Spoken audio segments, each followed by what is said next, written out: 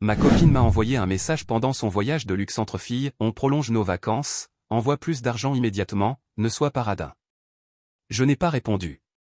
Puis j'ai fait ses valises et je les ai déposées chez sa mère. Une semaine plus tard, le voyage entre filles était terminé et elle me suppliait de la reprendre. Salut tout le monde, avant qu'on commence la vidéo d'aujourd'hui, j'ai besoin de votre aide.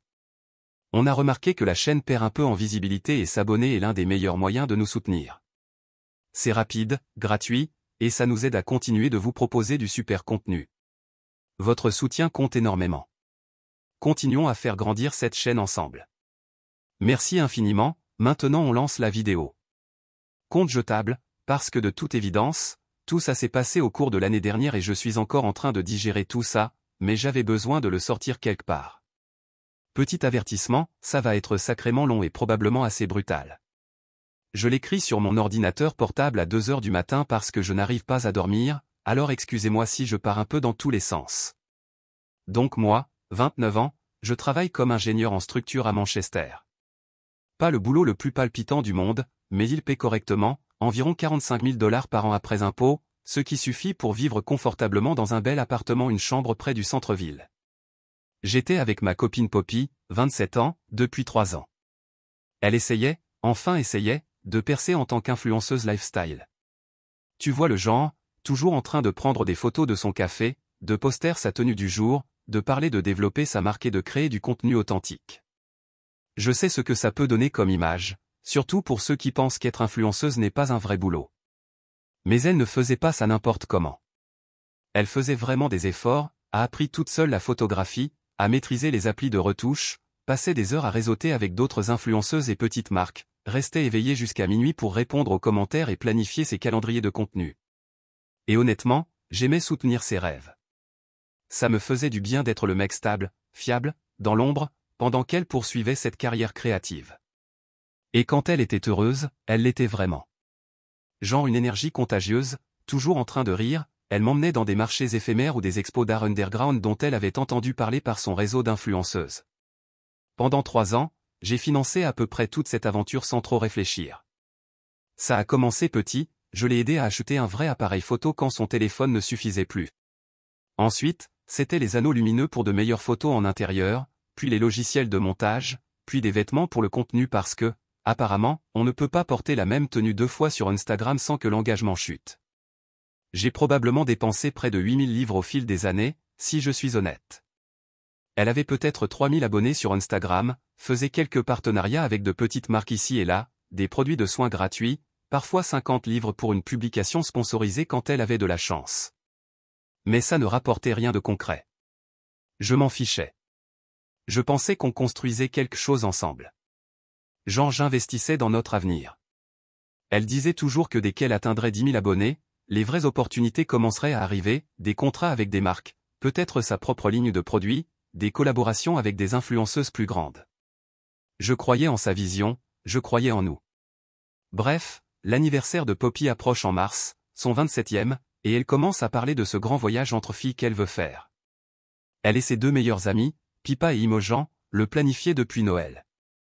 Un complexe de luxe à Ibiza, tout compris, l'expérience Instagram parfaite. Elle m'a montré le site web et, je dois l'admettre, c'était incroyable, piscine à débordement, accès privé à la plage, soins spa, restaurants étoilés au Michelin. Le genre d'endroit où les célébrités vont pour se faire photographier avec un air naturellement glamour. Elle me lançait des petits indices depuis des semaines. Oh mon Dieu, regarde cet endroit que Pippa a trouvé. Imogen dit que mars est la période idéale avant que ça devienne trop touristique. Ce serait un contenu tellement génial, chérie, genre un contenu qui pourrait changer ma carrière. Je savais ce qu'elle espérait, mais je n'étais pas prêt pour le montant réel. Quand elle a enfin eu le courage de me le montrer, j'ai failli m'étouffer avec mon thé. 4 347 livres pour 5 nuits pour L3. C'est plus que ce que je gagne en 2 mois après impôts, loyer et factures. C'est le budget vacances annuel de la plupart des gens. Mais quand j'ai dit que j'allais y réfléchir, elle était tellement excitée, elle s'est mise à pleurer de joie. Elle a dit que j'étais le petit ami le plus génial du monde, qu'elle n'arrivait pas à croire la chance qu'elle avait, qu'elle me le rendrait d'une manière ou d'une autre. Ça pourrait vraiment être le déclic, Arthur, qu'elle a dit, les yeux brillants d'espoir. Le contenu que je pourrais créer là-bas, c'est exactement ce dont ma marque a besoin, un style de vie luxueux, inspirant, mais authentique. Ça pourrait être ce qui me fait passer au niveau supérieur. Alors comme un parfait idiot, j'ai transféré l'argent directement depuis mon compte épargne, celui que j'avais lentement constitué avec l'idée, peut-être un jour, de poser un acompte pour acheter une maison. Mais bon, pas vrai? On fait des trucs stupides pour les gens qu'on aime. Et quand j'ai montré à Poppy la confirmation du virement bancaire, en voyant son visage, ça en valait presque la peine. Elle m'a littéralement sauté dessus, a enroulé ses jambes autour de ma taille, m'a embrassé comme si je venais de lui demander sa main. T'es incroyable, elle répétait sans cesse, je t'aime tellement, ça va être parfait. La semaine avant leur départ ressemblait à une veille de Noël.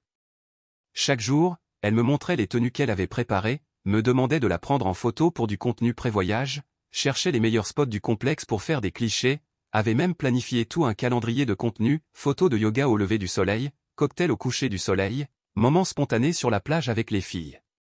Elle m'a même fait l'aider à s'entraîner à poser dans notre salon, ce qui paraissait complètement absurde, mais elle était tellement enthousiaste que je ne pouvais pas dire non. Je les ai conduites à l'aéroport à 5 heures du matin. Les trois étaient littéralement en train de vibrer d'excitation sur la banquette arrière de ma voiture. La dernière chose que j'ai vue, c'est le visage rayonnant de Poppy qui me faisait signe derrière la porte d'embarquement, tenant son téléphone pour prendre un selfie. Direction le paradis, probablement. Les premiers jours se sont passés exactement comme on pouvait s'y attendre. Mon téléphone est devenu son fil Instagram personnel en direct. Poppy, Pippa et Imogen, avec des cocktails extravagants, allongés au bord de piscine à débordement, recevant des massages, vivant leur meilleure vie comme elle ne cessait de l'écrire en légende. Les photos étaient en réalité plutôt impressionnantes, prises et retouchées de manière presque professionnelle.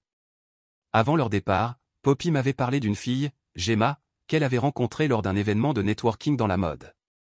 Pure coïncidence, mais Gemma devait être dans le même complexe hôtelier à peu près à la même période avec sa famille. Poppy trouvait ça hilarant, elle n'arrêtait pas de dire à quel point le monde était petit, qu'elle pourrait peut-être la croiser et qu'elle pourrait créer du contenu ensemble. Alors je suis là, à me sentir de plus en plus bizarre par rapport à tout ça, et je me souviens de Gemma. Je me suis dit que ça ne coûtait rien d'aller voir si elle avait posté quelque chose d'intéressant depuis son voyage. J'ai trouvé son profil Instagram, compte public heureusement, et j'ai commencé à faire défiler ses stories récentes. La plupart, c'était exactement ce à quoi on peut s'attendre pour des vacances en famille, photos gênantes avec ses parents, tous mal à l'aise dans des vêtements de vacances, dîner chic où tout le monde essaie de paraître sophistiqué, clichés ennuyeux de la piscine avec des légendes sur le temps passé en famille et les souvenirs à créer, rien d'inhabituel. Mais ensuite, je suis tombé sur une vidéo postée environ 10 heures plus tôt qui m'a glacé le sang. C'était un plan large de ce qui semblait être le beach club principal du complexe. On voyait parfaitement pourquoi elle pensait que ce voyage boosterait sa marque. Elle m'envoyait aussi des messages vocaux tout au long de la journée, racontant à quel point tout était incroyable. Chérie, tu devrais voir cet endroit, c'est comme dans un film. La nourriture est dingue. Hier soir on a eu un menu dégustation en 7 services. J'ai eu un contenu incroyable aujourd'hui. J'ai trop hâte de te montrer. Elle finissait toujours en me disant à quel point elle était reconnaissante, qu'elle avait le meilleur copain du monde, qu'elle allait me rendre tout ça. À vrai dire, je profitais du calme et du silence. L'appartement avait une autre ambiance sans tout son matériel photo étalé partout, sans anneaux lumineux posés au hasard dans la cuisine parce que la lumière naturelle y était parfaite pour ses prises à plat, sans avoir à constamment faire attention à ne pas déranger ses mises en scène de vie stylisées qu'elle utilisait comme arrière-plan. J'ai rattrapé du retard dans mes projets pro, commandé beaucoup trop de plats chinois à emporter, regardé du foot sans avoir à négocier quoi regarder à la télé, une vraie vie de célibataire, pour la première fois depuis des années. Mais au 4e jour, quelque chose a commencé à clocher. Difficile à expliquer, mais tu connais ce sentiment qui te ronge, quand ton cerveau essaie de t'avertir que quelque chose ne tourne pas rond. Elle postait toujours autant, voire même davantage que d'habitude, mais ses messages personnels devenaient plus courts et moins fréquents. Avant, elle m'envoyait de longs messages vocaux sur tout ce qu'elle faisait, se plaignait qu'Imogen était bordélique dans leur chambre partagée ou que Pippa n'arrivait jamais à se décider pour les réservations de dîner. Maintenant, c'était juste des messages du genre « Passe un moment incroyable, je t'aime X ». Aussi, et peut-être que ça sonne parano, mais les photos commençaient à sembler différentes. Plus posées, plus professionnelles, comme si quelqu'un d'autre les prenait à sa place au lieu de ses habituels selfies. Et il y avait moins de photos de groupe juste des 3 filles, plus de photos de Poppy seule ou avec des gens que je ne reconnaissais pas en arrière-plan. Puis, au 5e jour, le matin même de leur vol retour prévu, j'ai reçu le message qui a tout changé. Coucou mon cœur, on passe un moment incroyable. On n'est pas prête à ce que ça se termine lol. Pipa a trouvé une offre de dingue pour surclasser notre chambre et prolonger d'une semaine complète. Le timing est littéralement parfait, on va carrément le faire. Tu peux envoyer 1500 livres? Ça couvrira tout ce dont on a besoin. Je t'aime trop. J'ai lu ce message 3 fois. Puis j'ai posé mon téléphone sur le plan de travail de la cuisine et je suis resté là à fixer le mur pendant, je ne sais pas combien de temps. Mon café a refroidi pendant que j'essayais de digérer ce que je venais de lire. Ce n'était même pas la question de l'argent, même si 1500 livres ne tombent pas du ciel quand on a mon salaire. Ce qui me choquait, c'était l'absence totale de points d'interrogation dans son message. Elle ne me demandait pas, elle m'annonçait la chose, comme si tout était déjà décidé et que je n'étais que le système de financement censé rendre ça possible. On n'avait jamais parlé de prolonger le séjour. J'avais déjà tout juste réussi à financer la réservation initiale, en allant puiser dans mes économies accumulées depuis des années, et elle pensait juste que j'allais recracher 15 billets supplémentaires sans même un « est-ce que ce serait possible ?» ou un « je sais que c'est énorme » ou un « je te rembourserai d'une façon ou d'une autre ». Plus je restais là à y penser, plus tout me semblait bancal. Le timing aussi était suspect. Me textèrent le matin même du départ, quand je n'aurais pas le temps de réfléchir posément. Et puis, quel genre d'offre permet de prolonger un séjour dans un complexe de luxe avec seulement quelques heures de préavis? Il y avait clairement quelque chose qui clochait. Je n'ai pas répondu tout de suite à son message. Une partie de moi voulait juste dire non et voir ce qui allait se passer. Mais quelque chose de plus profond me dérangeait. Tu sais, comme quand tu bosses sur un problème d'ingénierie complexe et qu'il y a un calcul qui ne colle pas, sans que tu comprennes encore où est l'erreur. C'était exactement cette sensation. L'endroit était bondé, des gens dansaient, buvaient, la musique battait son plein, une vraie ambiance de fête. Gemma filmait simplement la foule avec une légende du style « J'adore cette énergie » ou quelque chose d'aussi générique. La vidéo durait peut-être 15 secondes, un simple balayage de la piste de danse. Et là, en plein centre du cadre pendant environ 3 secondes, il y avait Poppy. Elle était collée à un type que je n'avais jamais vu, les bras enroulés autour de son cou, leurs corps bougeant ensemble d'une manière qui ne laissait absolument aucune place à l'interprétation. Ce n'était pas une danse amicale, c'était un vrai grinding, du genre à 2 minutes de prendre une chambre. Ses mains à lui étaient sur sa taille, assez basses pour franchir clairement toutes les limites qu'on n'avait jamais établies sur ce qui était acceptable avec d'autres personnes. Et derrière eux, un peu flou mais toujours bien visible, on voyait Imogen en train de limite s'embrasser avec un autre mec, tandis que Pipa était introuvable. Mon monde entier a basculé. J'ai littéralement eu la tête qui tournait en restant assis à ma table de cuisine. 3 ans ensemble. 3 foutues années. Et je venais de lui payer des vacances au paradis pour qu'elle me trompe, tout en me demandant encore plus d'argent pour prolonger ses vacances d'adultère. Mais voilà ce qui est étrange, je n'ai pas explosé immédiatement. Peut-être que c'est mon côté ingénieur, mais au lieu d'imploser, mon cerveau est devenu froid, analytique. C'était une défaillance structurelle qui nécessitait une enquête complète avant que je puisse en déterminer l'étendue. J'ai fait une capture d'écran de la vidéo puis j'ai commencé à creuser. J'ai repassé les anciens posts de Gemma depuis le début de la semaine à la recherche d'autres indices de ce qui se passait réellement. J'ai trouvé plusieurs autres vidéos des jours précédents avec le même mec, toujours avec Poppy, dans au moins 3 d'entre elles. Toujours proche, toujours tactile, clairement pas juste du réseautage de vacances. Et puis je me suis souvenu d'un truc qui a tout mis en place.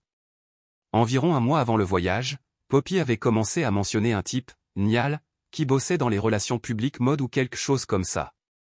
Elle en avait parlé peut-être 5 ou 6 fois au fil des semaines, toujours dans le contexte de son réseau professionnel, en le décrivant comme gay. Juste un ami qui pourrait éventuellement l'aider à se faire des contacts dans le milieu. Il est super bien connecté, elle m'avait dit une fois pendant le dîner, il bosse avec de grandes marques, connaît toutes les bonnes personnes, ça pourrait être un super contact pour des collaborations. En regardant ce mec dans les vidéos de Gemma, soit elle avait totalement menti sur le fait qu'il était gay, soit c'était le comportement le moins gay que j'ai jamais vu de ma vie. En fait, attends.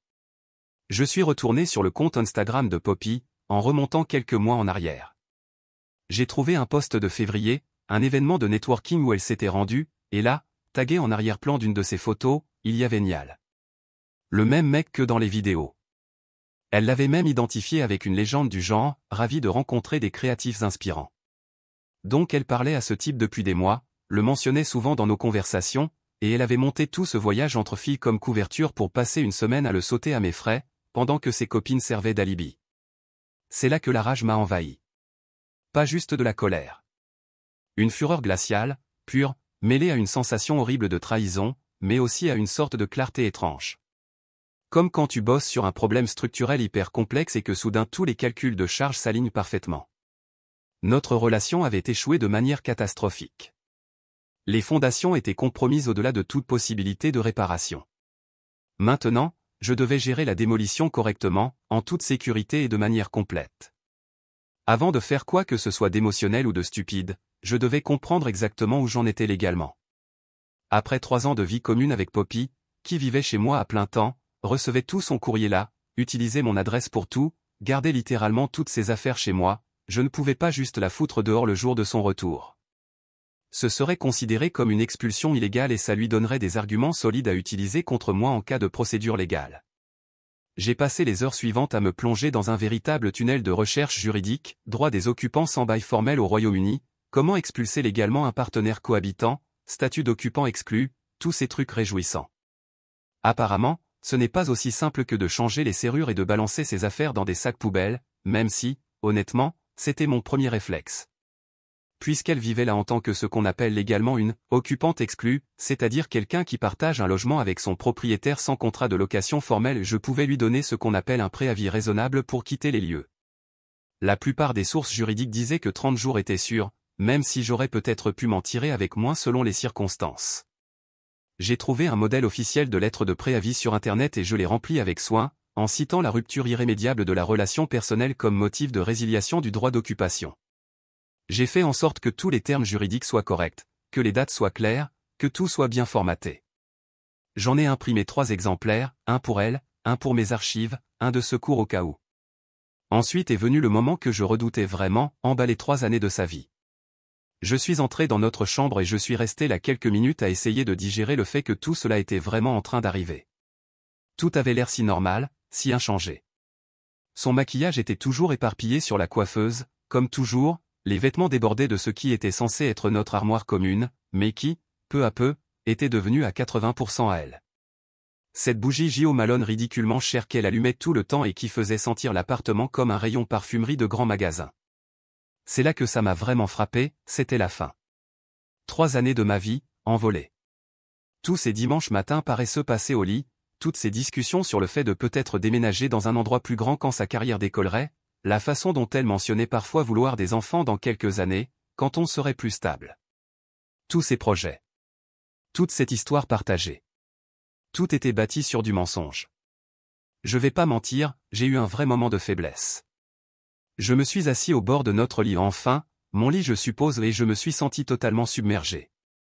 Une partie de moi voulait l'appeler immédiatement et hurler dans le téléphone.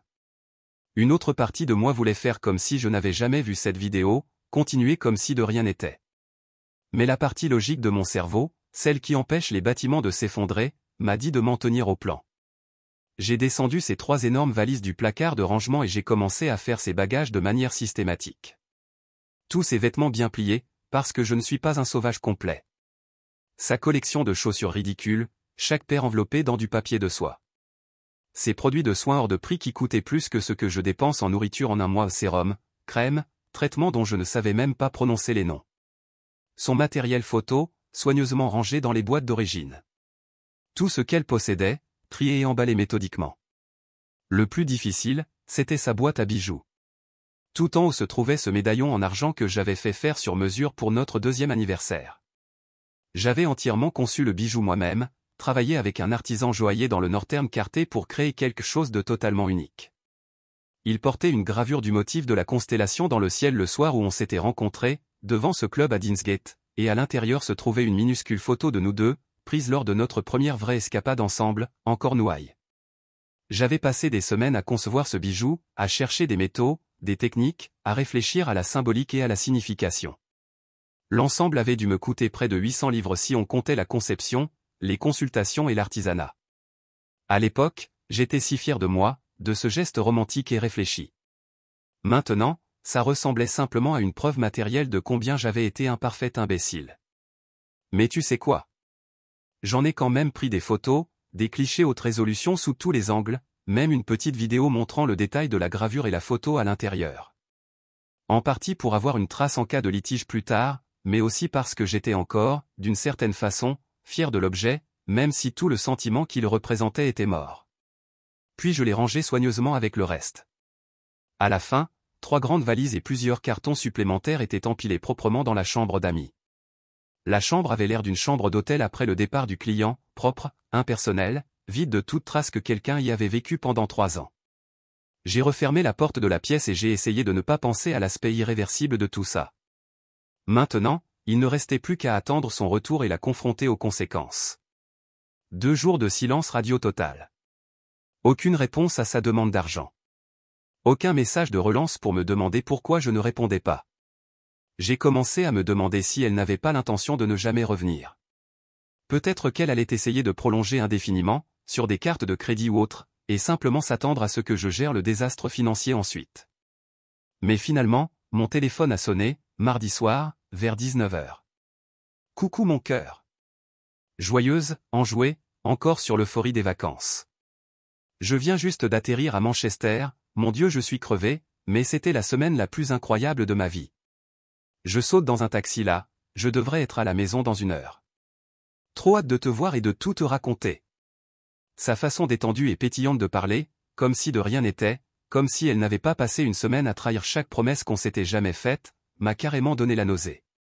D'accord, j'ai répondu, en gardant ma voix aussi plate et neutre que possible, quand tu arriveras, il faudra qu'on ait une conversation sérieuse.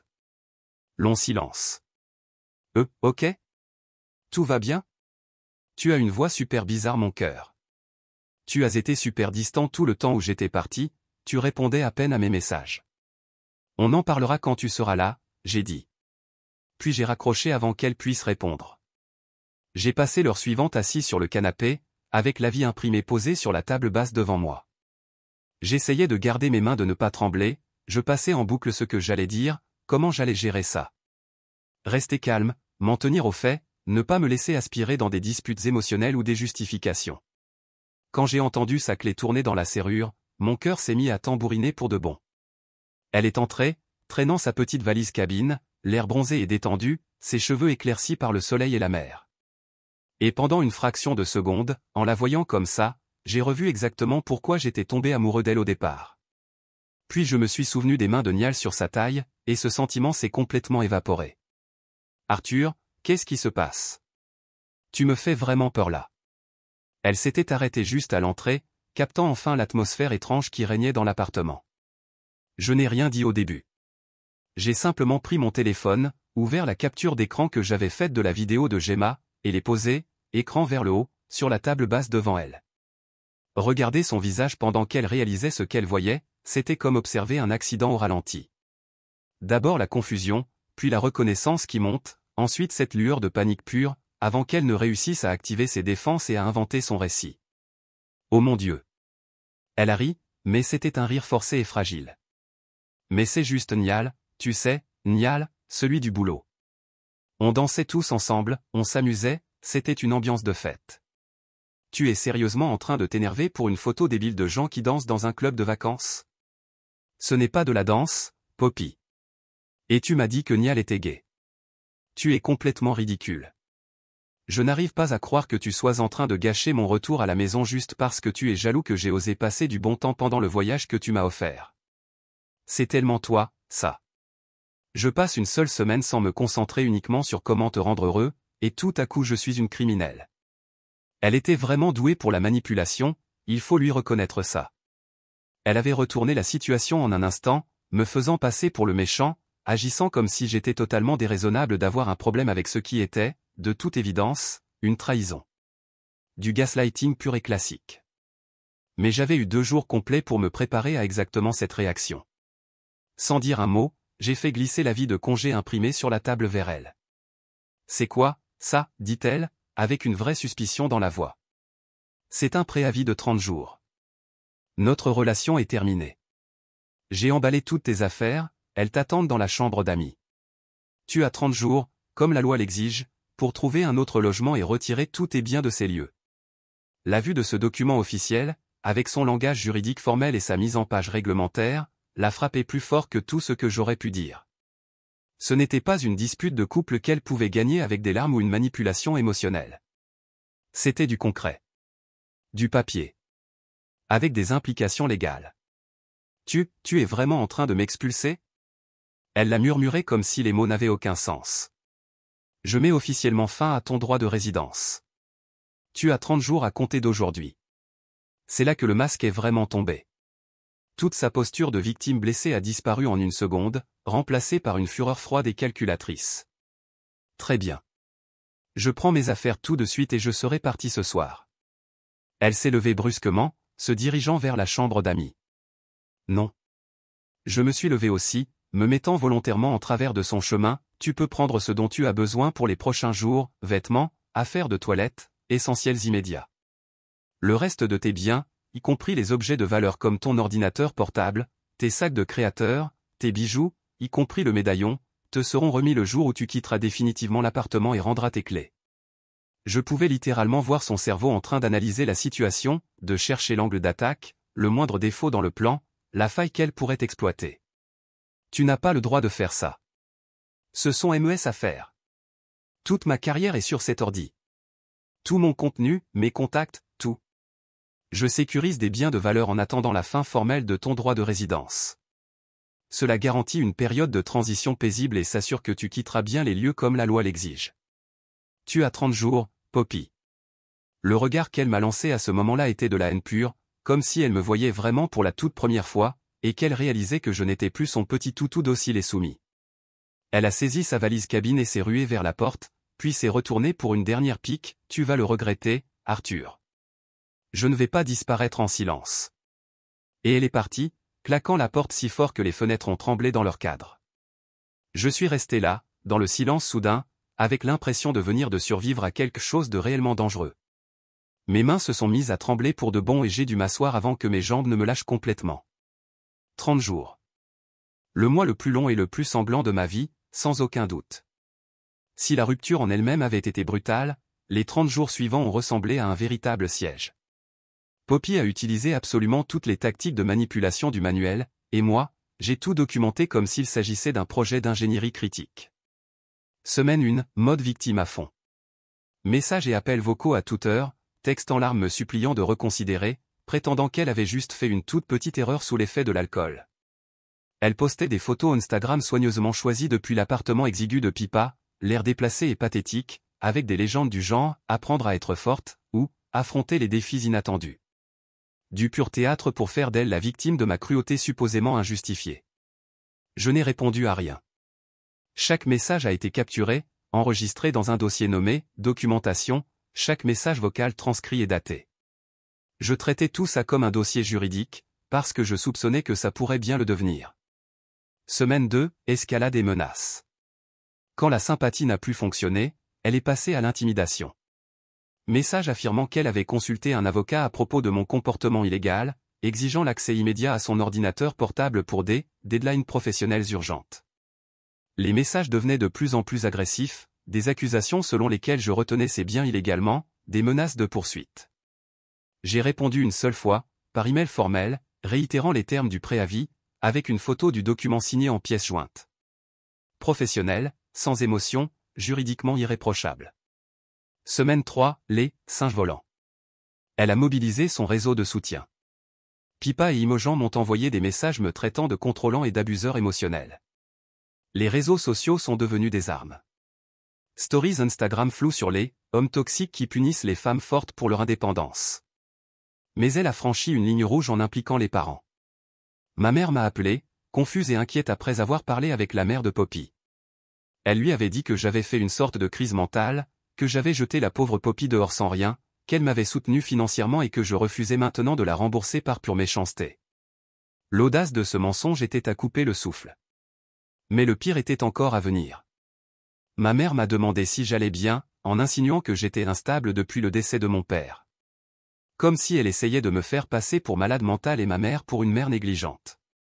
Utiliser la mort de mon père qui est survenue il y a 2 ans et qui m'a anéanti pendant des mois comme une munition, c'était impardonnable. Mon père avait été mon héros, et le perdre à cause de cette crise cardiaque soudaine avait été la pire chose qui me soit jamais arrivée. Utiliser ce deuil comme une arme, c'était franchir un nouveau seuil d'indignité. Je m'en doutais, a dit maman d'un ton sec. Toute cette histoire sonnait comme du grand n'importe quoi. Tu es méthodique, logique, sûrement pas instable. Mais je pensais que tu devrais savoir ce qu'elle raconte aux gens. Cette conversation a tout changé. Il ne suffisait plus seulement de faire partir Poppy. Il fallait que la vérité éclate de manière si limpide qu'elle ne pourrait plus jamais réécrire l'histoire à sa manière. Semaine 4, désespoir et dernière cartouche. La dernière semaine a été la pire. Poppy s'est présentée 2 fois, accompagnée de sa mère, exigeant un accès immédiat à son ordinateur portable pour des projets professionnels, absolument urgents. Les 2 fois, je leur ai parlé à travers la porte, réaffirmant calmement les conditions du préavis.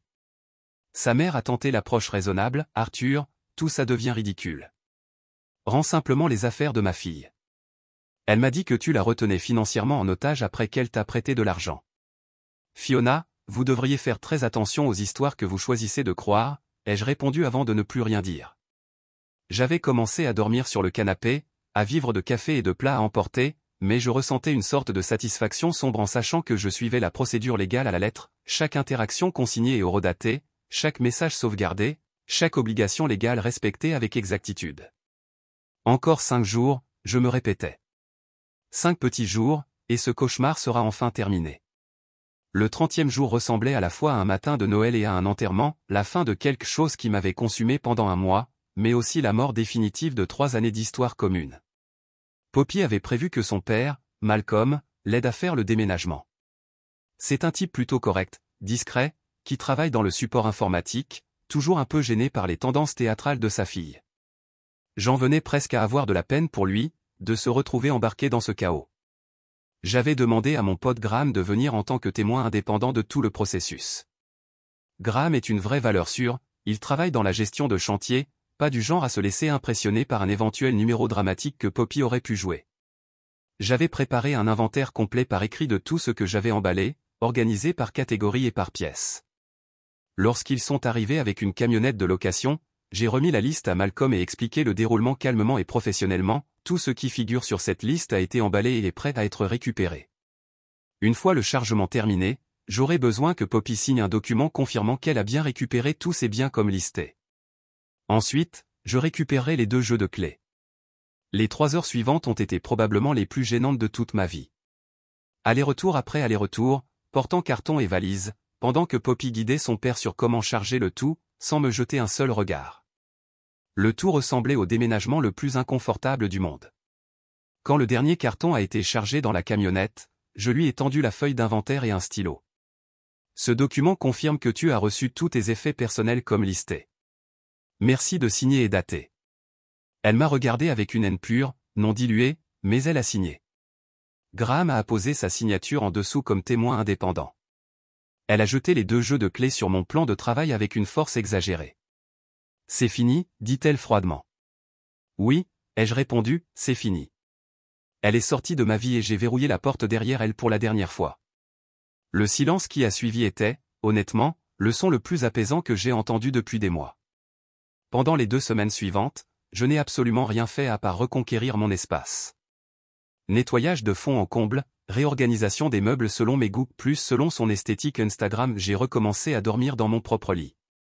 Lentement, progressivement, la colère constante et la douleur ont commencé à s'estomper pour laisser place à un soulagement meurtri. Mais je ne pouvais pas ignorer le fait que la version de Poppy circulait encore, auprès de nos amis communs et de ses abonnés sur les réseaux sociaux. Son récit soigneusement façonné la présentait comme une victime d'un ex-petit ami instable et contrôlant. Graham avait entendu, via diverses connaissances communes, qu'elle racontait que je lui avais volé de l'argent et que j'avais fait une sorte de crise. C'est là que j'ai décidé de déclencher ce que j'appelais en privé l'option nucléaire. Depuis plusieurs mois, je construisais lentement un site de portfolio professionnel, un espace pour mettre en valeur mes travaux de design au-delà du génie structurel. Il était enfin prêt à être lancé, et j'ai décidé d'y faire une déclaration avec le contenu. L'élément central était un article de blog détaillé intitulé Le médaillon Polari, études sur le design sentimental et les récits fabriqués. En utilisant toutes les photos en haute définition que j'avais prises, j'ai raconté l'histoire complète de la conception et de la fabrication du médaillon. J'ai parlé de l'inspiration initiale, de la recherche sur les techniques de joaillerie ancienne, de la collaboration avec l'artisan bijoutier, de la signification du thème des constellations. Le texte était magnifiquement écrit, captivant, et d'un ton entièrement professionnel. L'article détaillait chaque étape du processus créatif, les croquis initiaux, la sélection des matériaux, les défis techniques liés à la gravure à cette échelle, le choix méticuleux de la photo à l'intérieur. J'ai inclus des citations de l'artisan sur le travail accompli, j'ai discuté du symbolisme de Polari comme point de repère fixe en navigation, et exploré l'intersection entre la signification personnelle et l'expression artistique. Puis vint la conclusion, celle qui allait tout changer. Un objet comme celui-ci est fondamentalement imprégné de l'histoire qu'il est censé raconter. Ce médaillon avait été conçu pour servir d'étoile polaire Polari représentant un point fixe de vérité, et servant de promesse tangible d'honnêteté partagée et d'engagement indéfectible. Il m'est désormais apparu que le récit qu'il était censé incarner était entièrement fictif, et que la confiance qu'il symbolisait avait été méthodiquement exploitée pour financer la tromperie. L'art, cependant, possède cette capacité unique à être réapproprié et recontextualisé. Son histoire peut être réécrite par de nouvelles circonstances. J'ai le plaisir de confirmer que le médaillon Polari a été restitué en toute sécurité à sa destinataire, dans le cadre d'une séparation formelle des biens personnels. Son histoire lui appartient désormais entièrement. Ma signature, en tant que créateur, reste celle d'un homme qui choisit d'aller de l'avant avec intégrité, un rappel que même les plus beaux designs deviennent vides de sens sans des fondations bâties sur une vérité authentique et un respect mutuel. J'ai partagé le lien de l'article sur mes réseaux sociaux professionnels LinkedIn, Instagram, même le réseau interne de mon entreprise. J'ai tagué l'artiste et le bijoutier qui m'avait aidé à donner vie au design. En quelques heures, il l'a repartagé avec un commentaire enthousiaste, le travail d'un artiste raconte toujours une histoire, celle-ci est particulièrement puissante et émouvante. La réaction a été immédiate, et bien plus percutante que ce à quoi je m'attendais.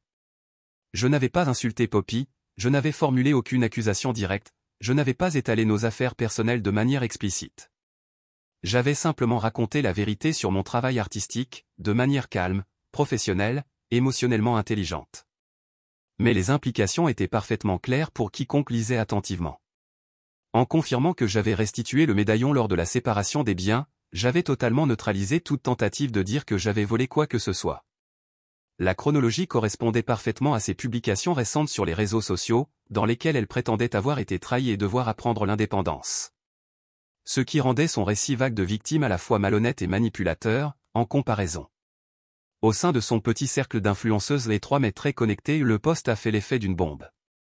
Des gens ont commencé à relier des éléments qu'ils n'avaient jamais envisagés auparavant, le voyage de luxe coûteux, la rupture soudaine et dramatique, les déclarations larmoyantes sur les abus financiers de la part d'un homme qui, en réalité, avait soutenu sa carrière pendant des années. Graham a appris par des amis communs que Niall ne voulait absolument plus avoir affaire à son drame permanent, surtout après avoir réalisé qu'elle n'avait ni revenus indépendants ni stabilité financière. Ses amitiés avec Pippa et Imogen se sont complètement effondrées sous le poids des dettes de cartes de crédit non remboursées liées à leur prolongation de vacances, des dettes qu'elles avaient apparemment toutes supposé que je paierais, indéfiniment. Certaines personnes ont qualifié mon article de blog de passif-agressif, et peut-être qu'elles n'avaient pas complètement tort. Mais c'était aussi nécessaire, stratégique, et fondamentalement vrai. J'avais besoin que ma version des faits soit documentée et rendue publique, avant que ces mensonges ne puissent s'enraciner définitivement dans l'esprit des gens. 6 mois plus tard, ma vie est fondamentalement différente. Calme, mais un bon calme, sincère. L'appartement me semble à nouveau m'appartenir.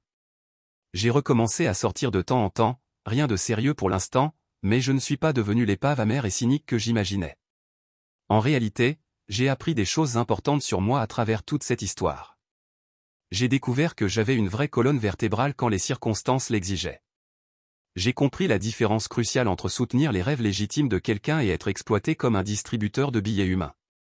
J'ai compris que parfois, la chose la plus bienveillante que l'on puisse faire pour tout le monde, c'est de refuser de permettre à quelqu'un de continuer à s'autodétruire. Est-ce que je regrette les 3 années qu'on a passées ensemble? Pas entièrement. Il y a eu de vrais bons moments, de véritables instants de connexion et de bonheur. Je ne suis pas devenu complètement cynique vis-à-vis des relations. Mais je regrette profondément d'avoir ignoré des signaux d'alerte flagrants, de ne pas avoir établi des limites financières plus claires dès le départ, d'avoir cru naïvement que l'amour seul pouvait suffire à bâtir quelque chose de durable sur des fondations fondamentalement malhonnêtes. La semaine dernière, je faisais des croquis sur ma table de cuisine, tard dans la nuit. Pas de la joaillerie cette fois, mais des ponts. Du génie structurel. des designs de structures capables de supporter des charges inattendues, construites sur des fondations profondes, honnêtes, avec des calculs de charges transparents. Il y a 3 semaines, j'ai reçu un message d'un numéro inconnu.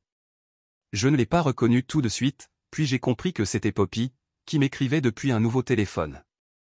Arthur, je sais que tu n'as probablement pas envie d'avoir de mes nouvelles, mais je suis dans une situation vraiment critique. J'ai perdu mon appartement, Pipa et Imogen ne me parlent plus, mon nombre d'abonnés a totalement chuté après un drame que je peux pas expliquer. Je sais que j'ai vraiment merdé, mais je suis littéralement sans abri en ce moment, je dors dans ma voiture la plupart des nuits. Tu pourrais peut-être m'aider juste cette fois? Je te jure que je te rembourserai dès que je serai remise sur pied. Je sais que tu es fondamentalement une bonne personne et que tu ne voudrais pas vraiment que je sois à la rue. J'ai lu ce message 3 fois, puis j'ai posé mon téléphone et j'ai réalisé que je ne ressentais absolument rien. Ni colère, ni satisfaction, ni culpabilité, ni compassion. Juste un vide émotionnel total. J'ai supprimé le message sans répondre. 2 jours plus tard, un autre message du même numéro, « S'il te plaît Arthur, je suis vraiment désespéré maintenant. Ça fait 1 semaine que je dors dans ma voiture, il fait un froid de chien et j'ai peur. Je sais que je t'ai fait du mal, mais tu ne peux quand même pas vouloir que je sois à la rue. C'est pas ton genre d'être aussi cruel. J'ai juste besoin de quoi poser une caution quelque part, peut-être 500 livres. Je te rembourserai avec les intérêts, je le jure sur la vie de mon père. » L'audace pure était presque impressionnante dans son ampleur. Après tout, l'infidélité systématique, l'exploitation financière, la tentative d'assassinat de mon caractère, essayer de détruire ma réputation avec des mensonges, et elle pensait encore pouvoir me demander de l'argent comme si de rien n'était. J'ai éclaté de rire pour de bon. J'ai rigolé à haute voix, dans mon appartement vide, pour la première fois depuis des mois. J'ai bloqué le numéro immédiatement. Graham m'a dit plus tard qu'elle avait contacté méthodiquement tous nos amis communs pour leur demander des prêts temporaires afin de se remettre sur pied. Apparemment, tout le monde a dit non. Elle vit à nouveau chez ses parents maintenant, dans leur chambre d'amis, et bosse dans un magasin d'un centre commercial. Ses rêves d'influenceuse sont morts et enterrés. Une toute petite partie de moi, peut-être 2%, a presque eu pitié de sa situation. Mais alors je me suis souvenu de cette vidéo avec Niall, de son message exigeant 1500 livres comme si j'étais sa banque personnelle, de ses tentatives pour me faire passer pour un fou auprès de ma propre mère. Les fondations ont échoué parce qu'elles étaient entièrement construites sur des mensonges et de l'exploitation. Parfois, la seule solution viable, c'est la démolition complète, et recommencer à zéro avec des matériaux honnêtes. Aujourd'hui, je construis quelque chose de nouveau. Quelque chose d'authentique. De transparent. Construit pour durer. Et ça fait un putain de bien.